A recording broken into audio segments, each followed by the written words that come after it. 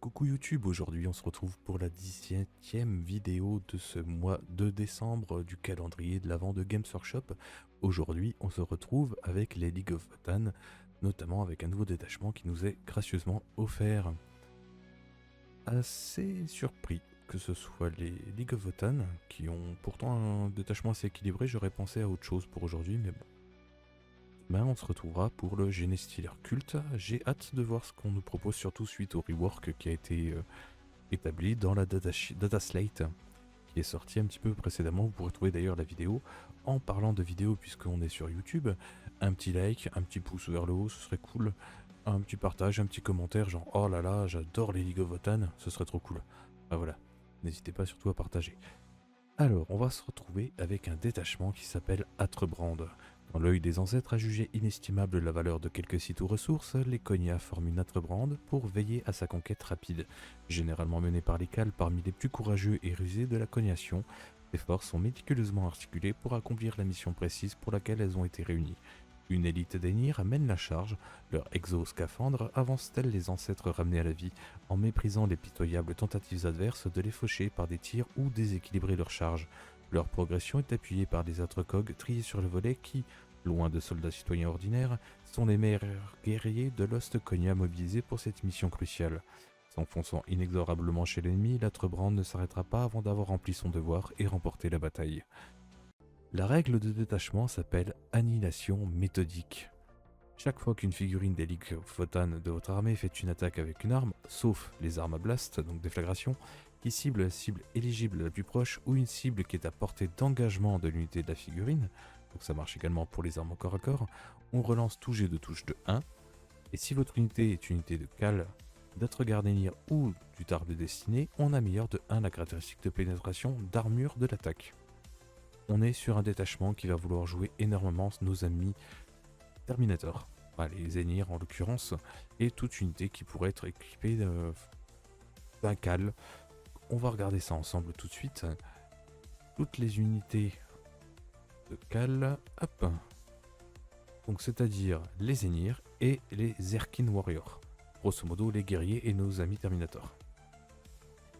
Alors, déjà, la règle du détachement est assez sympa. Il manquait crucialement une relance des as à la touche. Ça c'est sûr et certain. Et là, en plus, si on est une unité de Terminator qu'on tire sur l'unité la plus proche ou qu'on est à portée d'engagement, on a encore plus 1 à la pénétration d'armure. Ce qui, avec le nerf des... Avec le nerf des Armor of Content et tout ce qui y ressemble, c'est-à-dire le même chez les Votan justement, chez les Sista ou tout autre détachement y ressemblant, c'est déjà un bonus super appréciable. Alors pour le coup, c'est soit avec les Khals, soit avec Utar le Destiné, sachant que Utar le Destiné peut rejoindre exactement les mêmes. Yoalki, un golégeant verticalement challengé. Oh, j'aime bien, très très bien dit. Alors, là, une relance des jets de touche de 1, ok, si c'est la cible la plus proche. Et en plus, si on est un pack de Terminator vraiment à tout hasard, on aura encore plus 1 à la PA. Qui potentiellement fait que nos tirs de plasma, on va prendre par exemple le 10 Enir Esgard, pour un total de 320 points plus le Khal, on va pouvoir faire 10 tirs de plasma, qui reroll les as à la touche, qui touchent à 3, sachant que potentiellement, je vous rappelle que la règle d'armée, c'est les tokens de jugement, qui nous permettent d'avoir plus 1 à la touche et plus 1 à la blessure. Qui va nous permettre d'être potentiellement en 2+, relance des as, force 8, PA-4, dégâts 2. Il fait absolument pas rigoler, sachant que l'unité est quand même assez tanky mine de rien, on est sur des bodies qui ont une endurance de 6, une sauvegarde de 2, qui peuvent déprécier la pénétration d'armure d'une attaque ennemie de 1, avec 2 points de vie, et souvent une invulnérable à 4 si on est... une invulnérable à 4. Grosso modo, ça équivalent à une invu à 4 puisqu'on pourra souvent être à couvert, donc c'est pas mal. Après, si on commence vraiment à taper dessus avec une ligne cover et de la forte PA, on n'aura pas d'invue, mais on aura la possibilité de deep strike. Donc pourquoi pas. Oui, mais pour faire des tokens, là ça va être compliqué. Oui et non, j'ai déjà mes petites idées, on va en parler un petit peu plus tard. Donc là, en soi, la règle de détachement est sympa. Est-ce que ça vaut La règle de détachement, on va pouvoir mettre 4 unités à 2 tokens de jugement et quand on en tuera une, dépendamment du round, on pourra gagner jusqu'à 3 points de commandement à notre prochaine phase de com. Je sais pas. Je sais pas. Parce que clairement, le fait de marquer toutes 4 unités, c'est-à-dire quasiment la moitié de l'armée adverse, en général, puisqu'on est sur des formats où on joue entre 10 et 17 unités, voire 16 peut-être, pour les armées les plus populeuses, pouvoir en marquer 4 gratuitement dès le T0, c'est très fort. C'est extrêmement fort.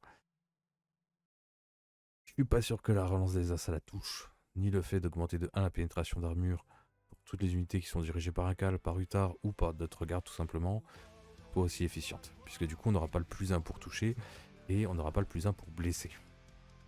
Au niveau des optimisations, nous avons le bouclier modèle Bastion. Figurine de League of Wotan, donc ça pas de souci. Chaque fois qu'une attaque de tir simule l'unité du porteur, si la figurine attaquante est à 12 pouces de l'unité du porteur, dégradez de 1 la caractéristique de pénétration d'armure de l'attaque. Alors, on va juste vérifier en anglais, puisque là, en français, c'est-à-dire que si on est à 11,9 ou à 12,1, on n'est pas à 12 pouces, donc on réduit pas de 1 la PA. En anglais, c'est et within 12, c'est-à-dire est à plus de 12 pouces, enfin est dans un rayon de 12 pouces. Ouais, est à plus de 12, donc ok, on aura moins 1 la PA. Oui, c'est pas mal. Alors, c'est pas mal. Je m'explique. C'est-à-dire que si on veut vraiment venir fumer nos amis à courte patte, malheureusement, soit on sera au corps à corps, ça, bon, bah, ça servira à rien, soit on sera avec quelques tirs à longue distance, mais voilà, ou alors on sera avec des plasmas, des fuseurs, et généralement on sera à 12 pouces. On sera dans un rayon de 12 pouces. Voilà. Quoique, attendez, parce que je suis en train de me dire, je suis en train de mal lire. Parce que le within, c'est dans un rayon.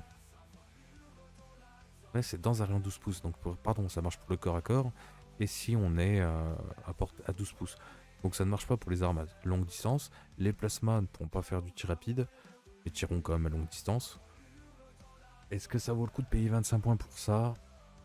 Sachant qu'on a... Alors, l'avantage, c'est que ça ne marche pas que... comment? Ça peut permettre d'ajouter 2 DPA, des S-Guard, évidemment, dans une forteresse pour la reroll wound. Alors oui, je suis d'accord. Mais le problème, c'est que dans ce cas-là, on met quoi comme optimisation sur les S-Guard que le chef soit en 4+1 vue, ouais, c'est pas ça qui va le sauver. Autant leur laisser la FEP. Après, attention, dans les équipes de Volcanite, c'est pas mal. Mais ça demande du stacking, quoi. Oui, puis ça fait un pack de 5. Je rappelle que les S-Guard prennent 2 places dans la forteresse, il me semble. On vérifie ça tout de suite. Hécatombe de forteresse. Hop.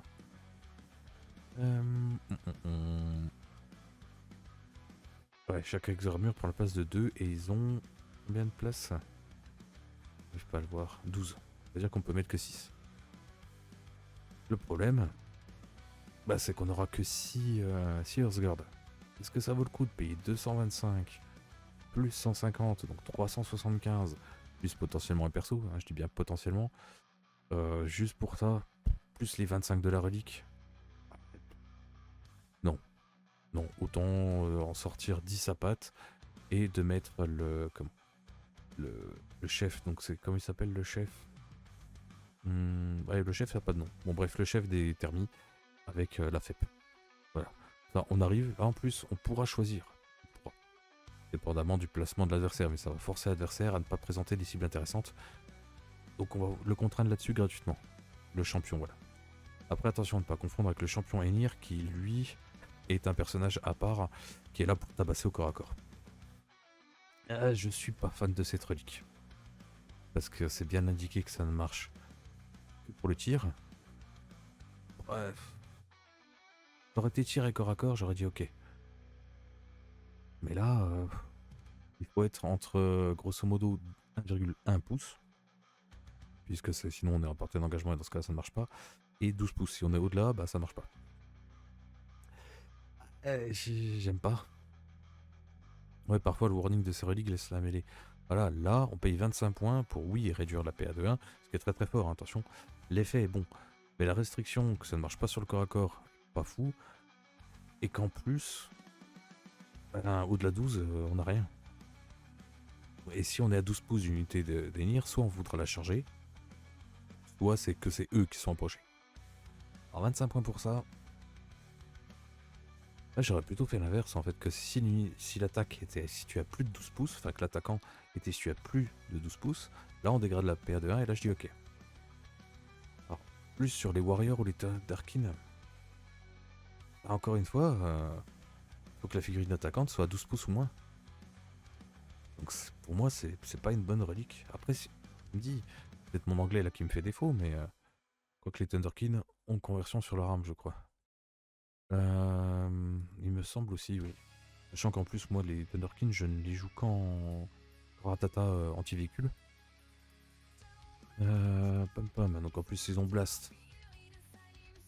Le graviton, donc ça ne marche pas avec la règle. Sinon, ils sont en SP conversion, conversion Sutanite D3. Ouais, bah c'est pas dingue.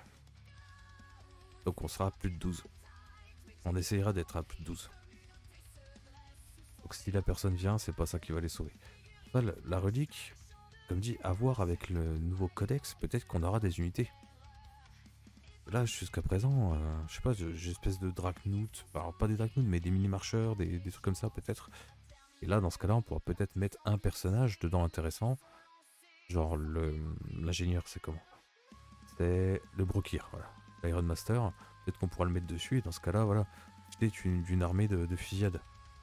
Là, j'ai un peu de mal, quoi. J'ai vraiment de mal avec cette relique. Avec le bouclier modèle Bastion pour 25 points. Oh, c'est pas bon. Désolé. C'est pas bon. C'est trop situationnel. On est sur une armée de fusillade, oui. Et là, vous allez me dire, oui, mais les thermis. Ouais, enfin, les thermis, soit vous allez les jouer en volcanite. Dans ce cas-là, vous allez tirer dès que vous pouvez. Sachant qu'en plus, malheureusement, on n'a pas la reroll des As sur les grenades launcher. Ouais, non. C'est soit volcanite, soit plasma. Le plasma étant meilleur et lui pouvant bénéficier du moins 1 PA et la reroll des As. Le volcanite, on s'en fout qu'il ait PA moins 1. Voilà, parce qu'on cherche à faire de la Devawound. Donc c'est pas ce que je préfère. Après, comme dit, je prends vraiment dans l'erreur. Hein, et je vois pas l'intérêt de la relique. On va passer au multigénérateur sismique pour 15 points. Figurine de cale seulement. Donc grosso modo, bah, les cales. On aurait pu penser Utar, pardon. Utar, c'est un perso nommé. Donc vraiment que sur les cales. À notre phase de tir, après que le porteur a tiré, on choisit une unité ennemie, touchée par une ou plusieurs de ses attaques. Jusqu'au début de notre prochain tour, cette unité est pilonnée. Alors qu'une unité est pilonnée, à chaque attaque d'une figurine de l'unité, ce serait un objet de touche. Alors c'est une bonne relique. C'est une bonne relique. Je l'aime bien, pour 15 points. Ça met un moins un touche en face. Alors, on va juste regarder. Ouais, c'est un petit peu... C'est un petit peu dommage qu'il ait pas d'arme à plus de 24 pouces. Et c'est dommage. Est-ce que c'est que le porteur est tiré? Donc on va regarder ses armes. Grosso modo, il a soit un tir à 18 pouces, soit un tir à 24. Enfin, 4 tirs à 24 ou 3 tirs à 18, c'est le volcanite. Je suis désolé, mais je préfère le laisser en combi bolter classique pour gagner les 24 pouces de portée et dire bah voilà, à 24 pouces, je pourrais poser un moins 1. Comme dit, c'est pas lui qui va tirer, ça va donner un petit peu plus de survivabilité. Ok, ça tourne autour des cales, c'est fluff par rapport au détachement. Mais c'est pas... 15 points, c'est cher. Enfin, c'est cher. C'est cher parce qu'on n'a qu'une arme à portée 24. Un simple bolter, grosso modo, il va pouvoir mettre moins 1 une unité adverse. Oui, oui. Alors, le seul avantage, c'est que ça marche aussi moins 1 pour toucher au corps à corps de l'unité adverse. Donc ça peut venir très très embêtant pour une armée qui n'est orientée que par exemple corps à corps. On va pouvoir leur mettre moins 1 pour toucher quand ils vont être en prévision de nous charger. Donc, dans ce cas-là, ok. Mais par exemple, sur une armée de tir, vu qu'on a que 24 pouces de portée, d'où l'intérêt du coup de les laisser en FEP, et du coup de mettre au cal la 4 plus 1 vue, là, je suis pas fan du tout. Mais face à un match-up de corps à corps, je pense que ce moins 1 hit peut être vraiment embêtant. Ou même ne serait-ce que par exemple face à une armée de tir, alors pas spécialement au taux, parce que le taux peut compenser assez facilement. La garde impériale, pour l'instant, j'ai pas vu de mécanisme qui pourrait, alors, hormis l'ordre, hein, bien sûr, et ça force à mettre un ordre sur une unité pour justement compenser. Pour 15 points, c'est un poil cher. Après, les cales coûtent vraiment pas grand chose. Puis ça reste dans le détachement. Qui veut qu'on joue des cales, des Enir? Ok, voilà, elle est ok. Et qu'on comprendra ça.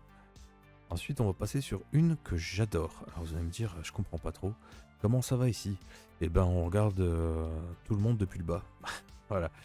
Que ce détachement, il a une bonne volonté de qu'on joue des petitement, exactement Alki. On joue des cales, 8 heures de dessiné et on tourne avec pas mal de packs de Terminator. Alors, toutes les mécaniques vont tourner autour de ces trois unités. Mais je suis pas sûr, vraiment pas sûr que ça remplace l'ancien. Le Votan n'a pas de mécanisme de régène de points de commandement. Enfin, voilà, 2 points de commandement. Et pour générer des tokens, ça va être compliqué. L'effet de pilonner, j'ai du mal à l'aimer perso, je comprends, mais je sais pas. Bah, parce que tu as des bonus à la touche. Et je me dis que ça peut embêter, alors, pas embêter, mais diminuer l'impact, même pour un Space Marine. Parce que le Space Marine touchera du coup qu'à 4, même si on est out of moment. Enfin, house of moment. On pourra toucher enfin, l'adversaire nous touchera 4 full reroll. On peut quand même embêter. Alors, oui, ça embêtera un petit peu, pas grand chose, mais c'est toujours pour 15 points à voir si on a 15 points. La première, le bouclier modèle, pour moi c'est la dernière. Celle-ci, elle va être en je dirais seconde position. Voire même peut-être première. Vous allez voir. Enfin, on fera un petit récap à la fin. Moi, il y en a une que j'aime très très fortement. Qui paraît pas évidente, mais vous allez voir qu'au final, quand on y réfléchit, c'est quand même vachement bien. Nous avons la Ferrotrame qui ne vaut que 10 points et qui permet à la figurine de Votan seulement d'ajouter 2 à la caractéristique de PV du porteur. Alors là, on se dit sur un cal, ouais, il passe 6 points de vie, c'est pas. Hein. Moi, je pense plutôt au Enir Champion, qui de base a déjà 5 points de vie, et c'est pas cher les points de vie, exactement. C'est pas du tout cher. Parce que de toute manière, en termes de reliques, nos petits Enir Champions, il n'y a rien. Alors si, il y en a une qui sera particulière, qu'on pourra mettre dessus, mais c'est celle-ci. Et puis l'autre qui réduit de 1 APA si une attaque est entre 12 et 1 pouce. Ouais, bon, celle-là on va l'oublier. Et par contre, les 2 points de vie, pour seulement 10 points, notre champion passe quand même à 7 points de vie. Il est en du 6. Ça fait qu'il ne coûterait que 70 points de vie. Donc on est à 10 points le point de vie. Moi j'adore. En plus on lui met une vue à 4, comme ça au moins histoire d'être bien tanky. Je trouve ça fort. Pas fort. C'est-à-dire que c'est une très très bonne. C'est pas un nommé Cal, il peut avoir une amélio. Alors le Cal c'est Utar le Destiné. Cal c'est le QG générique. Le Cal c'est un générique et c'est Utar le Destiné qui est pas joué, qui était beaucoup plus cher qu'un Cal pour être moins efficient, donc c'était pas logique. Et ben pour 10 points, ajouter 2 points de vie à un champion Enir, qui va mettre des grosses tatanes avec son petit marteau, qui touche à 3, potentiellement à 2, force 12, son problème c'était la PA. Donc je rappelle que s'il est dans un pack d'Enir, il sera PA-3. Et il pourra reroll les as à la touche. Et ça c'est bon. Et ça c'est très très bon. Donc il touchera à 3 reroll des as. Force 12. PA-3 D6 plus 1. Pour 70 points. Cette relique pour moi est auto-include. Parce que derrière ça lui offre quasiment 2 fois plus de tankiness. Vu qu'on augmente de 20% ses points de vie. Et enfin un petit peu plus que 20%. 30 et quelques. C'est génial. Je trouve ça génial. Le champion serait donc le champion de ce détachement. Bah donc boum. Non, tu peux rester, j'aime bien. Le problème c'était qu'il était que PA-2 et on avait tout le temps des armures of content, des réductions de PA de 1, ce genre de choses. C'est une mécanique qui a tendance à être soit rare, soit disparaître. Et ben, ça j'aime bien. Par rapport à ce détachement, hein, attention. Par rapport à l'autre, c'est une autre histoire. Dans l'autre détachement, il peut avoir une longue liste, il peut y avoir plein de choses qui permettent justement soit d'ignorer les modificateurs, soit de reposer des tokens de jugement. Enfin, voilà. Et dans ce détachement, celle-là, la ferrotrame, pour moi, est top 1. Pourtant, ça n'a pas l'air comme ça, donc vous imaginez bien les autres. Ensuite, en deuxième position, je pense qu'on a le multigénérateur sismique. Et on va avoir la troisième. Pour moi, est pas bonne. Enfin, est pas bonne. Déjà, elle vaut 30 points. 30 points, c'est très cher pour une relique. C'est-à-dire que notre cal qui vaut 60 points, on va lui rajouter un tiers de points en plus. Il va passer à 90 points. Et quand vous allez voir l'effet, alors oui, c'est cool. C'est un fight and death. C'est-à-dire on combat sur un 4+, même si on se fait tuer avant. Mais on paye 30 points ça. Ouais. Alors, ils auraient pu la laisser à 30 points et faire taper automatiquement. Parce que là, le pack est super cher, il est pas spécialement efficient. Ouais. Le cal, il peut rentrer que de manière que soit dans des thermies, soit dans des guerriers. Si notre pack de thermie a un cal, on lui mettra ça. Comme ça, même s'ils viennent se faire prendre au corps à corps, ils pourront quand même potentiellement, c'est-à-dire, si le pack de 10 se fait raser, il y en a au moins 5 qui vont pouvoir taper statistiquement. Mais c'est pas dingue. Voilà, on peut avoir ça pour un CP dans certaines strates d'armée. Et là, 30 points sur le cal, ça aurait été encore sur n'importe quelle figurine. J'aurais dit, on a 2 packs de thermie avec un champion. Il y en a une qui a qui a un champion qui a cette relique là, et le deuxième le ferrotrame. Là, 30 points, c'est. Ça vaut pas. Enfin, non. Non, je suis désolé, troisième. Là, par rapport, ouais, à la limite, la première opti. Mais comme dit, il faut qu'il y ait de la fusillade. Et ça ne marche pas au corps à corps.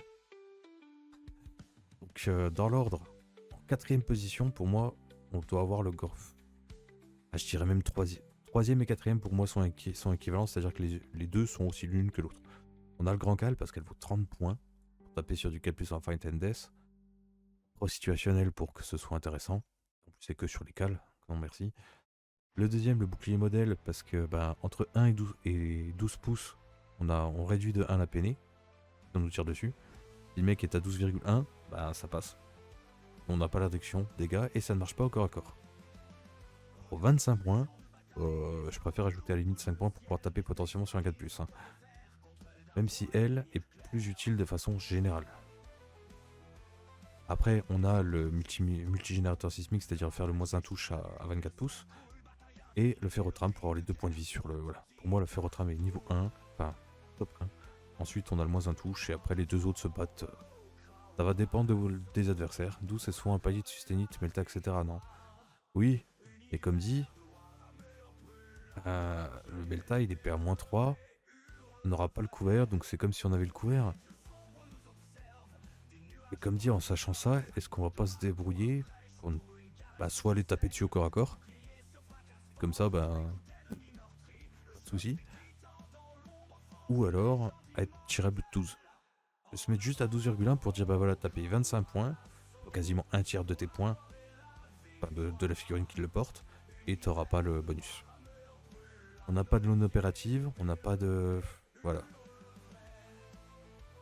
Elle est mal écrite pour moi. Pour moi, ça aurait dû être à plus de. Quand l'unité se fait tirer dessus à plus de 12, on a -1 à la PA. Comme ça, justement, ça met une récompense à venir à 12 pouces, c'est-à-dire potentiellement à se faire charger. Et ça, bon. On va voir s'il y a des choses qui vont comboter avec les stratas. Nous avons Durlax. On tire un médicament contre la diarrhée, je suis désolé, mais. À la phase de tir adverse ou à la phase de combat, juste après qu'une unité ennemie a choisi ses cibles. Une unité de Cal, plus tard de Destinée ou notre garde, a une 4+1 vue. Voilà, et c'est un CP. Donc rien que pour ce strata là, le fait de réduire de 1 la peinée d'armure quand l'adversaire nous tire entre 1 et 12 pouces, voilà.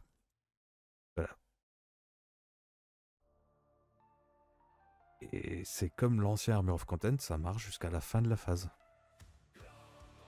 Donc on pourra dire oui, comme l'Armor of Content, fait que machin. Non, là, premier tour qui passe, boum, on claque la 4 plus 1 vue, bah c'est réglé. Voilà.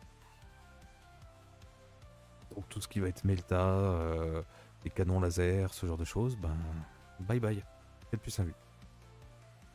Il est très fort, ce qui rend totalement inutile le bouclier modèle Bastion. Malheureusement, mais après c'est une erreur d'écriture, plutôt une erreur de concept d'écriture. Je suis sûr que ça aurait pu être bien. On aurait pu avoir 2 packs du coup en pseudo 4 plus 1 vue. Et là, non. Là, ce stratagème est excellent. 4 plus 1 vue, on voit bien ce que ça fait sur les chevaliers impériaux. Et voilà. La cause certaine. Nouveau stratagème, à la phase de combat, unité des ligues de Votann de votre armée qui n'a pas été choisie encore pour combattre. Jusqu'à la fin de la phase, chaque fois qu'une figurine de votre unité fait un mouvement d'engagement ou de consolidation, elle peut se déplacer de jusqu'à 6 pouces. Sachant que les League of Votann ont un mouvement de 5, hors moto et véhicule bien sûr, il est extrêmement fort. C'est 2 phases de mouvement supplémentaires. Là, il est excellent. Alors oui, je suis d'accord que les stratagèmes ne peuvent pas aller sur tout. Mais typiquement sur les guerriers, tu t'en fous d'avoir une 4 plus 1 vue. Parce que ben, soit ils vont mourir, soit ils vont mourir. Donc tu t'en fiches de les faire tanker. Et encore, et encore. C'est si l'unité n'a pas un cal dedans. Là, faut s'en souvenir. C'est si l'unité n'a pas un cal. Parce que unité qui a un cal devient unité cal, du coup. Donc est accès peut avoir le stratagème là, etc. etc. Et coucou remis. Donc là, voilà. Donc pour moi, pour l'instant, on est sur 2 excellents stratagèmes. Mais comme dit, pour rappel, on n'a pas de génération de CP en Votann. Donc ça va être compliqué. Ensuite, nous avons savoir-faire supérieur. À la phase de combat, unité des ligues de Votann de votre armée qui n'a pas été choisie pour combattre à cette phase. Jusqu'à la fin de la phase, à chaque attaque d'une figurine de votre unité qui cible une unité de monstre ou de véhicule, on ajoute 1 à la caractéristique de dégâts de l'attaque. Alors oui, il vaut 2 PC, mais c'est à juste titre. Parce que du coup, notre Enir champion, s'il tape sur un véhicule, il va passer à 3 attaques certes, mais potentiellement touche de plus, puisqu'il y a probablement un token dessus. Reroll des As, force 12, PA -3, D6 plus 2, et plus un bless grâce au token. Alors, moi je vois que ça que sur le champion, bien sûr, mais je vous rappelle que du coup, tous les petits Terminators, et je dis pas ça parce que c'est des nains, vont avoir plus 1 pour blesser, vont pouvoir passer PA -3 au CAC, et surtout dégâts 3 au corps à corps, contre les monstres et les véhicules. C'est très très bon. Ou 2 PC, donc ça a un certain coût. Comme dit, on n'a pas de quoi générer des points de commandement. Donc c'est limité par le fait que on génère pas de points de commandement. Est-ce que on va pouvoir économiser des points de com pour se dire dans ce cas-là je ne claque pas ma 4 plus 1 vue ou alors je fais pas ma console 6? Ça va être des choix. Tant mieux, parce que ça aurait été un SCP, ça aurait été beaucoup trop fort. Et heureusement ça ne marche qu'à la phase de combat. Hein. Voilà. Va falloir discard du secondaire dans ce détachement, ce qui semblerait à peu près logique, puisque si on joue des packs de Terminator, on n'aura pas assez pour mettre d'autres choses. Entre ça et le fait qu'il va falloir sacrifier des unités pour mettre des jugements de rancune en face, voilà. Mais c'est un bon stratagème en soi. On ajoute 1 aux dégâts. Heureusement, c'est limité par le coup en PC et que ce ne soit qu'à la phase de combat. Voilà. Ensuite, nous avons la hargne obstinée. À notre phase de mouvement, juste après qu'une unité infanterie des ligues de Votann de notre armée a battu en traite, elle sera éligible pour tirer et déclarer une charge. Pour un PC.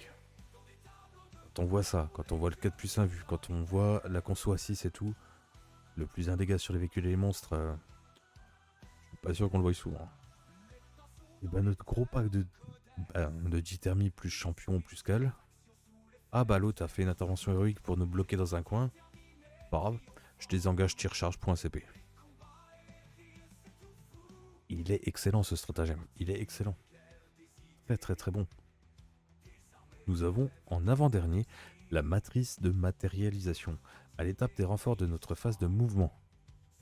Une unité des ligues de Votann, peu importe, de votre armée qui est en réserve et qui a l'aptitude frappe en profondeur, coucou nos amis les Terminators, Jusqu'à la fin de la phase, quand votre unité est placée sur le champ de bataille en utilisant l'aptitude frappe en profondeur, elle peut être placée n'importe où à 6 pouces.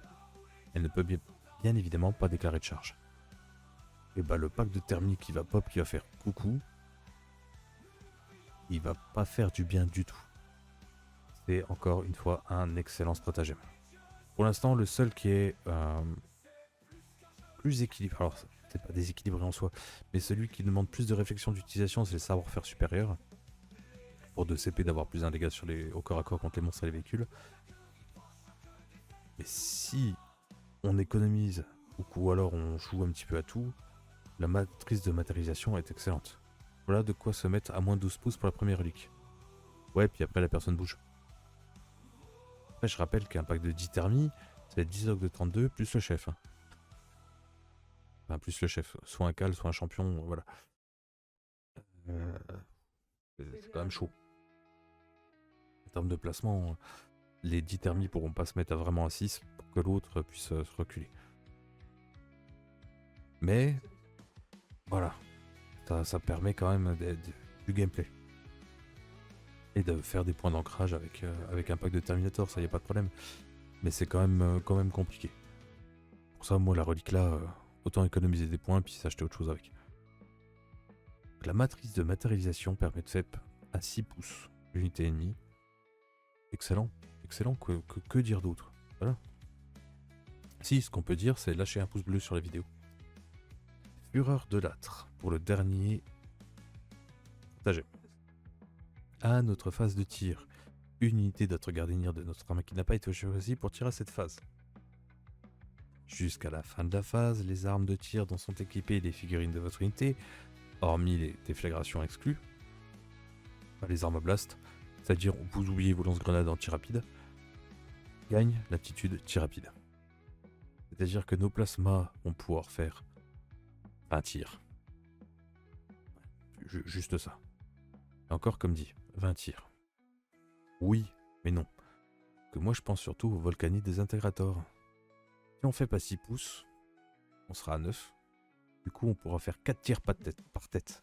Soit 40 tirs, reroll des as. Ça va en faire de la blessure mortelle. Alors heureusement, les lance-grenades n'ont pas accès parce qu'on est à 10 des 6 tirs. Voilà. Donc soit on a vraiment une grosse unité à tirer au plasma pour faire des trous, soit on va tirer des Vabounds avec le volcanite. Et c'est pour ça qu'on n'a pas spécialement besoin des tokens. Alors oui, c'est toujours sympa de toucher à plus 1 et de blesser à plus 1. Mais là, je rappelle bien évidemment que si on joue par exemple 3 cales, attention, hein, on peut pas utiliser 3 fois la même compétence, hein, mais c'est-à-dire qu'on a au moins un cal qui verra quelque chose à un moment donné et qui pourra faire gagner une unité de un token de jugement. Et là, c'est pas mal. Sachant qu'en plus, on peut avoir le létalite. Enfin bref, ça encore, c'est encore autre chose. Moi, j'aime bien. J'aime très très bien. Il est excellent, Fureur de l'âtre. À première vue comme ça, on se dit, ah, pour avoir tir rapide sur les armes, ok. Tir rapide sur les volcanites. Faire 40 tirs qui vont toucher potentiellement à 2, reroll des as. Laisser, on s'en fout, on cherche juste le 6.